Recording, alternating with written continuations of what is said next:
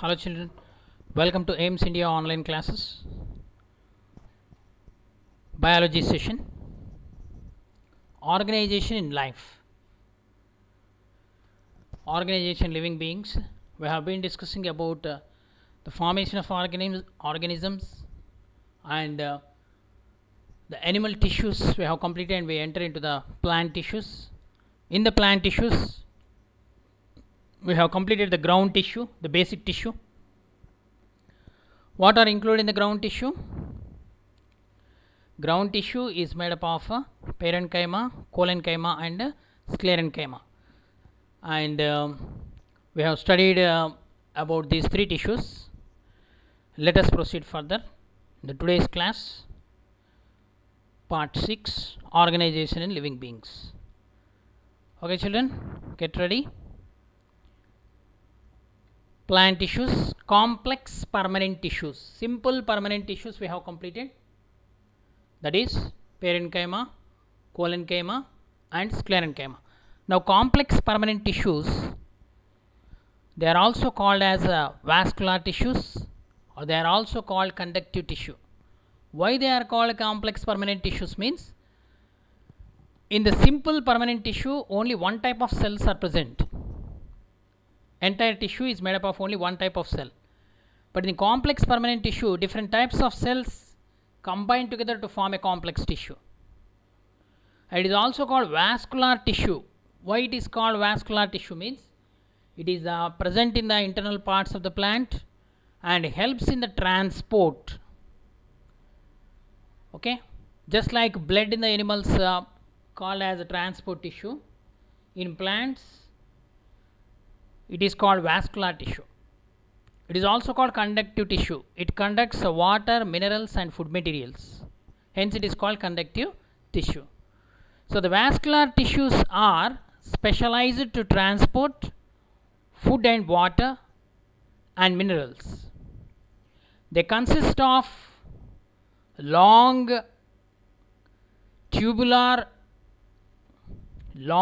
narrow cells arranged end to end forming tubes. There are two different types of vascular tissues called xylem and phloem. Xylem and phloem. There are two main vascular tissues. They are xylem and phloem. So they together form the vascular bundles in the plants. So xylem and phloem in the leaves, xylem and phloem in the stem, xylem and phloem in the roots. So this complex tissue, vascular tissue, present in almost main parts of the plant, which helps in the transport of water, food materials and minerals. Okay, next, in the complex tissue, first xylem. Xylem is the complex tissue. It is a vascular tissue that transports water and dissolved minerals from roots to stem and leaves. Okay, xylem is composed of four types of cells. They are together called as xylem elements. What are they? They are xylem tracheids, xylem vessels, xylem fibers and xylem parenchyma. So first, the xylem tracheids. The xylem tracheids are elongated tube-like cells with tapering or rounded or oval ends with hard and lignified walls, with hard and lignified cell walls. Next, vessels. Vessels are the rows of elongated tube-like cells placed end to end with their end walls dissolved. Next, fibers. The long, slender, pointed, dead and sclerenchymatous cells found associated with xylem are termed as wood fibers or xylem fibers. What is the structure of xylem fibers? They are long, slender, pointed, they are dead and sclerenchymatous. Sclerenchymatous cells means without any intercellular spaces, they are lignified. Okay. Next, last cells present in the xylem, they are xylem parenchyma.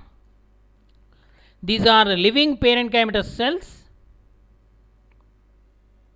found associated with xylem.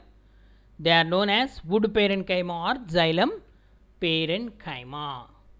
Okay, this is the xylem tissue. Xylem tissue mainly helps in the conduction of water and mineral salts. This tissue is present in all parts of the plant, roots, stem and leaves. Mainly it conducts water and minerals from roots to the upper parts of the plant, stem and leaves. Okay, the elements present in this xylem tissue are xylem tracheids, xylem vessels, okay, and xylem fibers and xylem parenchyma. Okay, see here the ground tissue, the tracheids. These tracheids are elongated tube-like structures, embedded, placed end to end, with their end walls dissolved. Next, so these are the elements present in the xylem. This is the xylem tissue, xylem vessels. Xylem vessels are elongated tube cells placed end to end walls. The tracheids are the tube-like cells with the tapering ends. See, the ends are very rounded or tapering with a hard and lignified wall. So this is the wall which is lignified and very hard. Okay. So this is about the xylem tissue. This xylem tissue helps in the transport of water and mineral salts. Next complex tissue, phloem tissue. Phloem tissue, it is a vascular tissue that transports food, sugar dissolved in water from photosynthetic cells to other parts of the plant for growth or storage. Okay. Photosynthetic part means photosynthetic cells are present in the leaves. From leaves to other parts of the plant, this tissue carries the food materials. Next, this type of tissue consists of living cells that are separated by end walls with tiny perforations or holes. So phloem tissue is composed of different elements. They are phloem elements, they are companion cells, sieve elements and phloem parenchyma. Okay. See, this is the phloem tissue. The phloem tissue transports food material from leaves to other parts of the plant. Okay, these consisting of sieve elements and companion cells. This is the companion cell. And the sieve elements having perforations, they together form sieve plate, sieve tubes. Then the living part of this phloem is the phloem parenchyma. It is a living tissue. The main purpose of this phloem is to transport the sugar dissolved in water. Next, secondary growth. What is secondary growth? So actually, in large trees, all the conditions are not favorable in all seasons. Sometimes the conditions are favorable where more photosynthesis occurs, more growth occurs. When the conditions are not favorable, again the growth will be stunted, by means of which what happened means in these plants, in woody plants, growth rings are formed. By counting these growth rings, we can tell the age of the tree also. So that subject is called dendrochronology, which deals with the age of the plant. So here secondary growth means in many vascular plants, secondary growth is the result of the activity of two lateral meristems the cork cambium and vascular cambium, two lateral meristems. Actually, what is the function of lateral meristem? Lateral meristem is to increase the girth or diameter of the stem. Okay. So, the secondary growth is the result of the activity of two lateral meristems. They are the cork cambium and vascular cambium.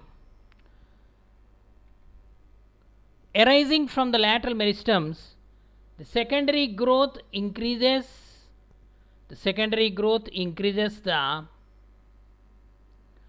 girth of a plant, that is root or a stem, rather than its length. Actually, the meristem's function is, apical meristem increase the length, but the lateral meristem function is to increase the girth.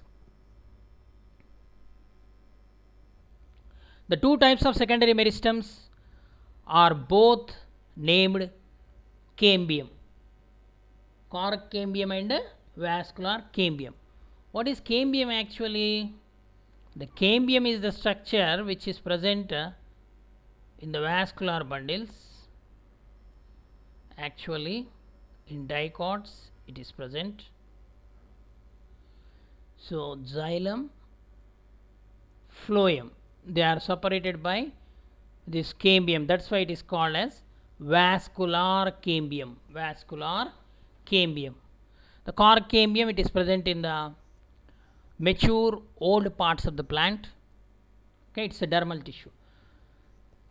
So, primary growth, actually, primary growth, if you see, phloem, parenchyma, sclerenchyma, pith. Pith is large. The pith is very large, primary growth. But in secondary growth, the pith size is decreased due to increase in the secondary growth. The secondary growth involves the production of secondary phloem, secondary xylem. So, the secondary phloem and secondary xylem will form the wood. Okay. Particularly xylem forms the wood. So, see the bark, cortex, epidermis, cork cambium will form the bark. Okay. The vascular cambium will divide the xylem into secondary xylem and secondary phloem. That is the secondary growth. So, let us see more about this secondary growth. The vascular cambium produces secondary xylem towards the center of the stem or root, and the secondary phloem towards the outside of the stem or root. See here, the secondary phloem towards outside of the stem, secondary xylem towards the inside of the stem. Okay, adding growth to the diameter of the plant. So, this process produces wood. This process produces the wood and builds the sturdy trunks of trees. So, cork cambium lies between the epidermis and the phloem and replaces the epidermis of roots and stems with bark, one layer of which is cork. Okay. See, this is the bark and one of its layer is the cork. Okay. So, during secondary growth, the vascular cambium produces secondary xylem towards the center of the stem or root, and the secondary phloem towards the outside of the stem or root, which increase the girth or diameter of the stem. So, this secondary growth leads to the formation of wood in the trees. Okay, children, let us proceed about the annual rings. As I told you, the annual rings are formed due to secondary growth. Each year or every year, the tree forms new cells arranged in concentric rings like this. So, each ring represents a growth ring. Okay. Each year the tree forms new cells arranged in concentric rings called annual rings. They are called annual rings,